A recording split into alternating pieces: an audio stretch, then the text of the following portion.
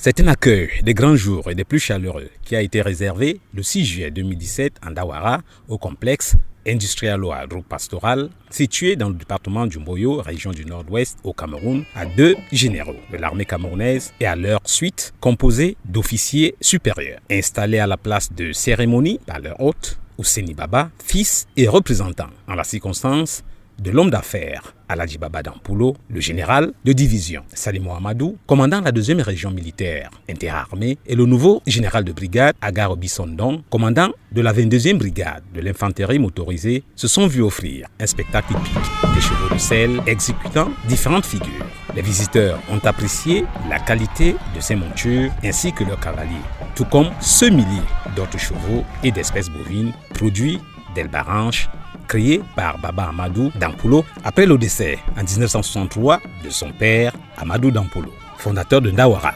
Le spectacle offert, les chevaux au petit trot ont regagné les installations, ce à la satisfaction du public. Deuxième articulation, cette visite, une halte à cet étang de 7 mètres de profondeur que Aladji Baba Dampulo aménage pour la pisciculture. Après ces moments passés à cet autre chantier de l'homme d'affaires camerounais, les touristes d'un jour ont mis le cap sur la pépinière de Ndawara Highline Tea Estate, sans laquelle il n'y aurait pas de bonté. Toute une chaîne de travail découverte. Le général de division, Salimou Amadou, n'a pas résisté à la tentation de s'y essayer. Articulation suivante, la visite des grandes plantations de thé de Ndawara Highline Tea Estate. 5500 hectares, avec en vue une extension sur 10 000 hectares. Dans la plus grande plantation de thé au monde, appartenant à un seul individu, le général de division a encore eu la faiblesse de ne pas résister à la belle tentation de vivre ce quotidien des ouvriers. Après avoir avalé des kilomètres d'espace vert de thé en haute altitude, les visiteurs ont continué leur randonnée en descendant à l'usine où ils ont été édifiés sur le process de transformation des précieuses feuilles vertes venues des plantations. Toutes les étapes ont été parcourues jusqu'à la dernière. Le paquetage, l'étiquetage avec la signature du livre d'or faite, le général de division a félicité le dynamisme de la société, salué la solidarité des travailleurs soudés autour de Baba Aladji Dampulo, non sans relever la cohabitation pacifique des populations. Revenu à la résidence, Ouseni Baba n'a pas taré de gratitude envers le chef de l'État, Paul Biya, chef des forces armées, la haute hiérarchie militaire et les vaillantes troupes commises à la défense du Cameroun, avant de lever le toast. Impression de fin de visite du général de division. Dans les 5 000 employés qui travaillent ici à Ndawara, il n'y a pas que les peuples de Ndawara. Dans les 5 000, il y a au moins 4 000 qui sont venus hors de Ndawara. Et parmi les 4 000 qui sont arrivés, ils sont de partout du Cameroun. Voici un vivre ensemble effectif. Je vous en félicite à l'aide. Des cadeaux offerts aux généraux par M. Ouseni Baba, dont la politesse a aussitôt été rendue, a précédé la dernière sortie, la visite du jardin zoologique. Ils sont venus, ils ont vu, ils ont été émerveillés et sans doute ils iront le raconter. Ndawara est place to visit.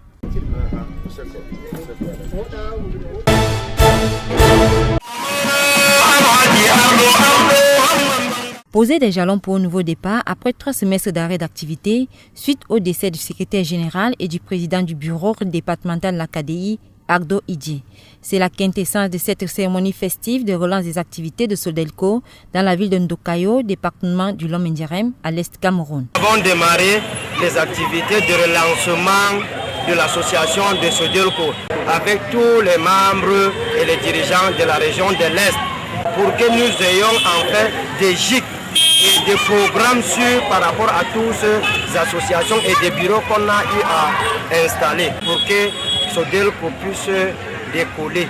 Des réunions ont pour cela été programmées pour Bertois et Yaoundé. Ont ainsi pris part à cette cérémonie de relance des activités de Sodelco à l'Est Cameroun, qui compte en son sein 17 bureaux, les membres des bureaux Sodelco des autres régions. Question d'apporter leur soutien aux bureaux de l'Est. Les encourager parce que nous on travaille bien dans la Damawa jusqu'à Djumbere. Je suis venue à Ndokayo pour encourager les femmes de Sodelco, de Ndokayo avec les hommes pour encourager. On va bien travailler comme on nous a en train de travailler. Il dormait avant. Maintenant, il faut qu'il se réveille. On ne veut pas que le Sodelco dort. On veut que le Sodelco là ça réveille et puis ça continue dans tous les Cameroun. Pour cette relance effective des activités de Solelco dans la région du Soleil Levant, une somme de 500 000 francs CFA a été donnée comme contribution par le président national de l'association Baba Amadou Dan Poulo. De quoi réjouir les membres. Ajoutez à cela les prestations des artistes du Sahel.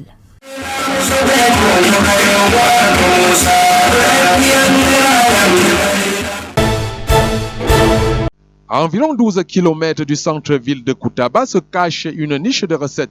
Un lieu hautement touristique. Nous sommes dans le village Kouchakap, quartier Guamoni, en temps d'espace de commandement du chef Moni. Ici, la Providence a laissé une trace attractive. C'est la chute de Guamoni. Elle n'est pas suffisamment connue du grand public, bien que cataloguée par la commune de Koutaba.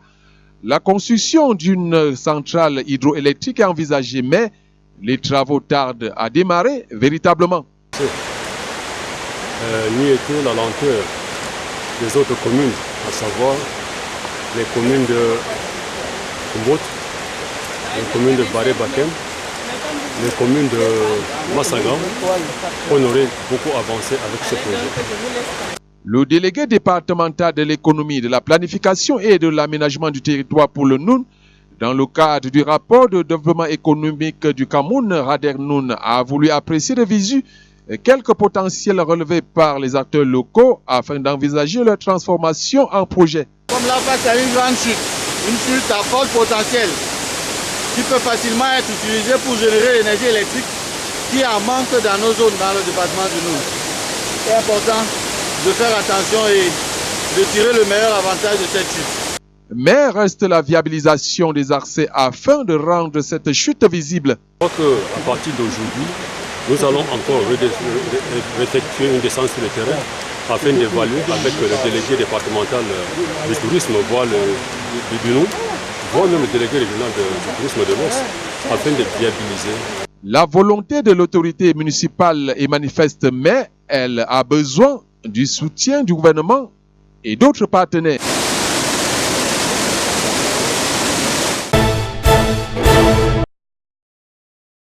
En effectuant sa tournée de prise de contact le 10 juillet dernier, le sous-préfet de Nkongsamba 1er, Gaga Bakari, administrateur civil principal de son État nouvellement installé, a voulu localiser tous les services publics de son territoire de commandement. Question de connaître le fonctionnement des unités administratives. Les unités fonctionnent comme des gouvernements. C'est une équipe dont je suis le chef d'orchestre. Et nous ne pouvons pas travailler sereinement avec des collaborateurs tant que nous ne savons pas dans quelles conditions ils travaillent. Ce tour du propriétaire du nouveau chef de terre lui a également permis de se rendre compte des difficultés que rencontrent ses désormais collaborateurs. Parmi ces difficultés, l'insalubrité, l'insuffisance du personnel et les moyens de fonctionnement, la bêtise et l'obsolescence des locaux, entre autres. Il y a beaucoup de problèmes. La population ne nous connaît pas en réalité. Les championnats de vacances s'organisent ici là de manière illégale. Chacun joue sa carte et puis on ne veut pas des choses légales dans notre arrondissement. L'un des objectifs de cette descente sur le terrain était donc de recueillir les différentes doléances afin de trouver des solutions locales et de saisir qui de droit. Cette descente a également pour objectif de booster le moral des collaborateurs, pour leur dire qu'en dépit des difficultés qu'ils rencontrent, ils doivent garder le moral haut. Il est donc question pour le sous-préfet Gaga Bakari et ses collaborateurs de travailler ensemble pour pouvoir relever les défis qui les interpellent et rendre service aux populations qui sont leur raison d'être en Nkongsamba 1er dans le Mungu.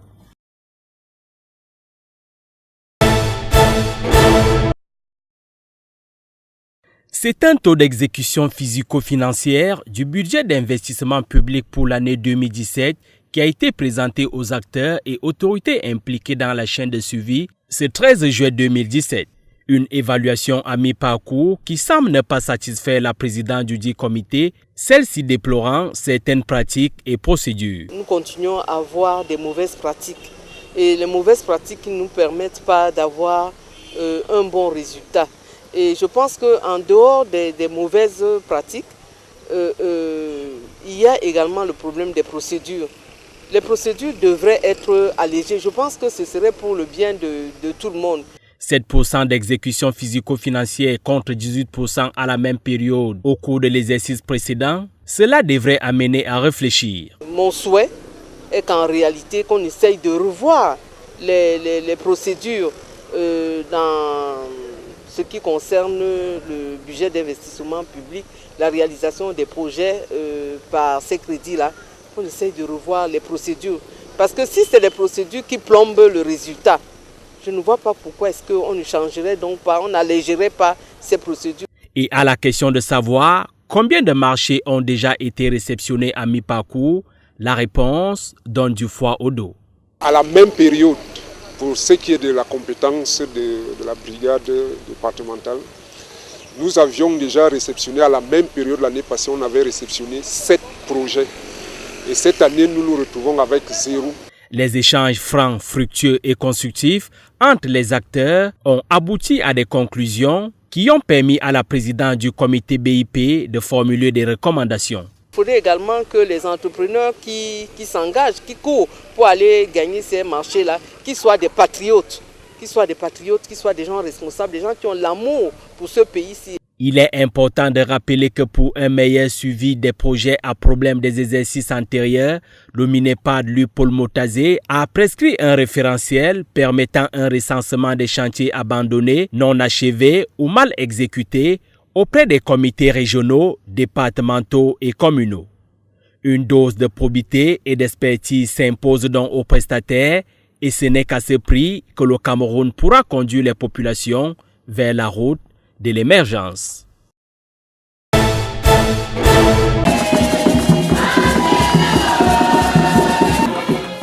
Voici le nouvel évêque résident du diocèse de Yokadouma dans la Mbumba Ngoko à l'Est Cameroun. Monseigneur Paul Lontiekene a été ordonné le 5 juillet dernier au cours d'une cérémonie culturelle que présidait le nonce apostolique au Cameroun et en Guinée équatoriale, Monseigneur Piero Piopo.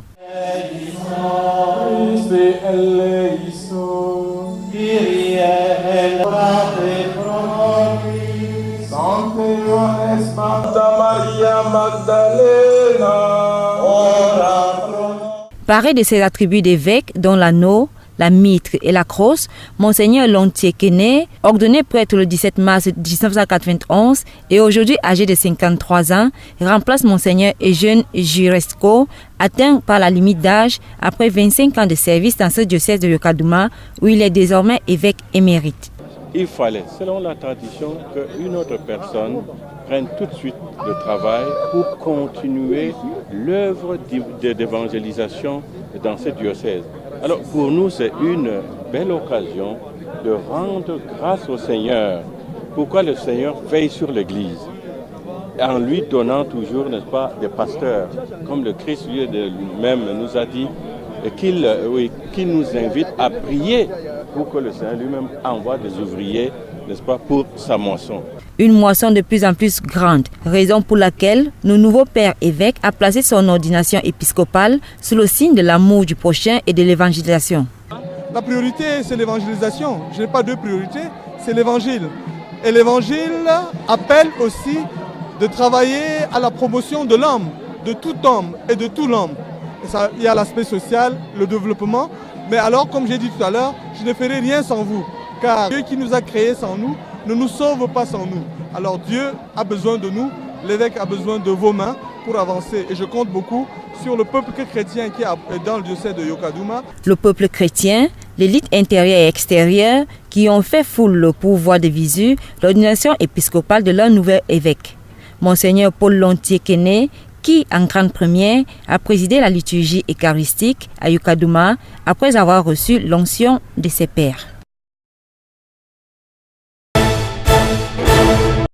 La salle des fêtes d'Edéa Premier a été le cadre idéal pour abriter la réunion de sécurité du département de la Sanaga-Maritime et région du littoral. Cette rencontre avait pour but de faire connaître l'ambiance du département aux 6 nouveaux sous-préfets récemment installés et de faire la revue de ce qui s'est passé durant le trimestre précédent. 6 des 11 sous-préfets du département ont été mutés. Donc il s'agira pour les 6 nouveaux sous-préfets de se mettre dans l'ambiance de la Sanaga-Maritime et de recevoir des instructions spécifiques et particulières pour pouvoir chacun dans son unité assurer le bon ordre assurer la synergie en relation avec le préfet. Cette réunion de coordination opérationnelle pour le maintien de l'ordre et de la paix dans l'arrondissement de Déa 1er a également permis au comité départemental de prendre les mesures sécuritaires au niveau de la circulation routière et des débits de boissons pour que la période de vacances scolaires se déroule en toute sécurité. Nous allons faire la revue de ce qui s'est passé le trimestre dernier et nous allons également prendre les mesures pour permettre notamment que les vacances scolaires se passent sans problème, que la rentrée également se prépare, qu'au niveau de la circulation routière, on puisse éviter les excès de vitesse, les surcharges. Rappelons pour toute fin utile que la lutte contre la criminalité fait partie des préoccupations majeures des autorités administratives du département de la Sanaga-Maritime.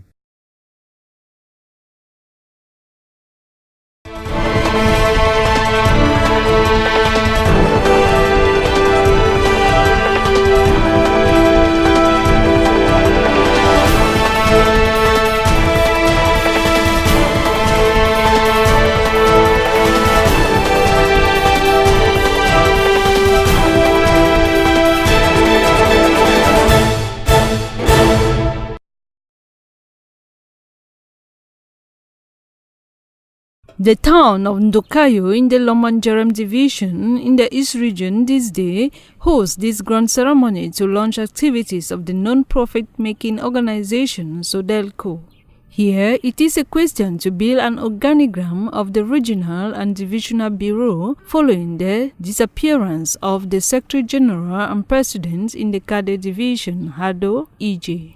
Here at the open space of the resident presidents of the division, Lomanjarem, Ado Musa women and women, alongside 17 bureau members, gathered to continue the activities of the association. Traditional authorities and educational family of Ndokayo seize the occasion to express their wishes as a call for peaceful coexistence and their assistance to build schools, especially the government primary school Ndokayo that is dilapidating.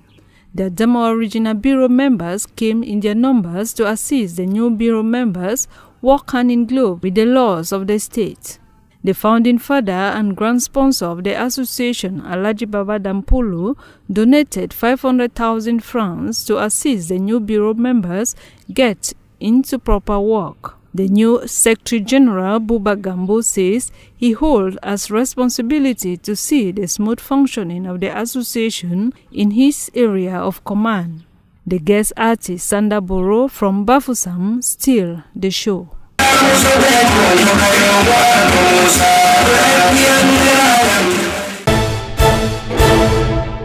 It was in the presence of the senior divisional officer for Boyo Division, Northwest Region.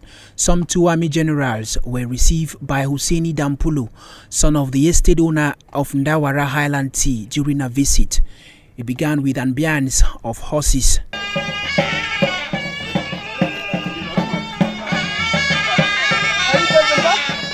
After being welcomed by a bouquet of flowers, the convoy proceeded to the Dampulu's castle. From here, they were led by the son of Amadu Baba Dampulu, who had earlier on received them. The visit took them to the different production units of the Ndawara Tea Estate.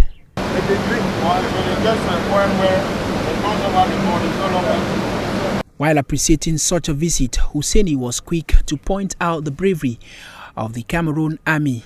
Your efforts in peacekeeping, protection of persons and property, especially this estate, which is in the heart of Boyo Division, as well as other businesses around our nation, is highly appreciated.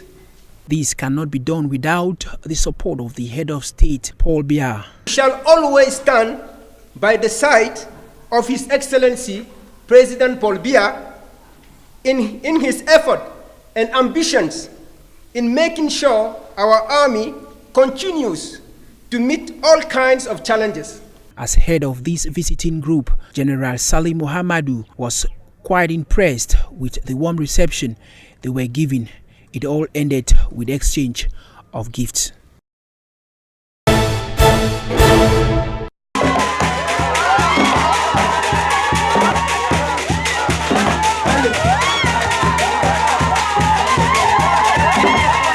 The sounds and rhythm from the Kwatkwat municipality in Peptamo is denotive of celebration. Militants and sympathizers of the UDC party of Adamu Ndamjoya in the west region of the country are celebrating the return of some of their militants. CDU exists before, very strongly, but due to all treachery in the elections and everything, it happened to be as if we were no longer present. But today, seeing population in number, in quality, presently here, we realize that those who were in CDU are still present. And even those who were not there have come to CDU because they have realized that we are concrete. When we promise, we do it.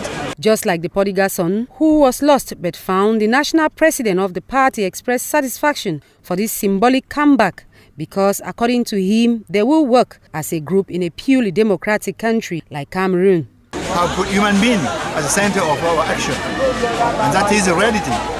According to what we organize in different sectors of our party, they are realizing that they will be more confident and participate to the building of our country for CDU. Because we speak truth, we do what is good for people, we do what is better for everybody and for the whole nation. That is what I can say today. It was also a moment for Ndamjoya and team to visit the graveyard of some of their elites who played a pivotal role in the history of this locality. A moment of silence and prayers was observed for them, as if to say, though they are in the world beyond, they still hold them close to their heart.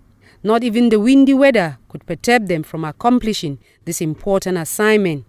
The orphans and widows of these late comrades were also visited. Love, peace and reconciliation was the watchword throughout the celebration, as the UDC has promised a brighter day ahead for militants of the party in particular and to Cameroonians as a whole. The local palm oil refinery was not their preoccupation, but it was, however, the start for a long walk round the community of Kutaba for this Swedish team. For 3 days, Mayor Ibrahim Kutapchu gave them a tour to the Ngwen Mongni waterfall located in Kuchakap village. It is a fall considered to be hydroelectric. Their tour took them to the Scanwater Castle, where the Swedish team had a close look at the problem. Apparently, water pumped from here is not potable. However, that was not the only water source that they visited, as there were other water sources that were not only potable but needed rehabilitation works. At the different sites, they had a long talk about the problems and possible solutions. After the long talk with the mayor at the different water points, the Swedish team had a face-to-face talk with the people of the community, and the mayor attested that the outcome of the visit was quite satisfactory. Despite their reasons for visiting Kutaba, the team was given a tour of the touristic sites of the division, not forgetting to visit the monastery. In all, they had a warm stay with the people of this community.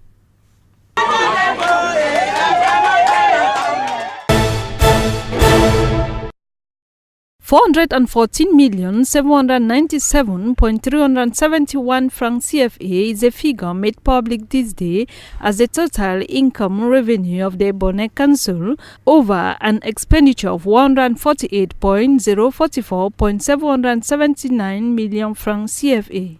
Reading out this figure, the mayor of Ebonyi, Madame Felicite Sidiki, at the 12th July ordinary session, say in 2016 her council has obtained most of the project outlined as they gained an exorbitant assistance from the PNGP program, giving them over 55% achievement. Compared to the previous years, the 2016 administrative account has an increase of 65% revenue.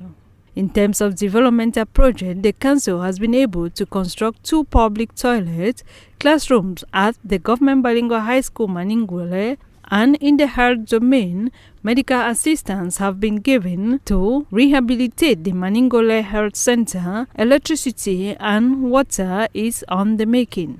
To the divisional officer's representative, he added that all is set for the smooth functioning of the administrative account for the year 2017. We urge the councillors to work hand in glove alongside the municipal treasurer, the secretary general and the mayor, because as we know, the council belongs to the councillor and the population. It's not only the council of the mayor is just at the head of it. So their contribution will help to better mold the council and to better help the population.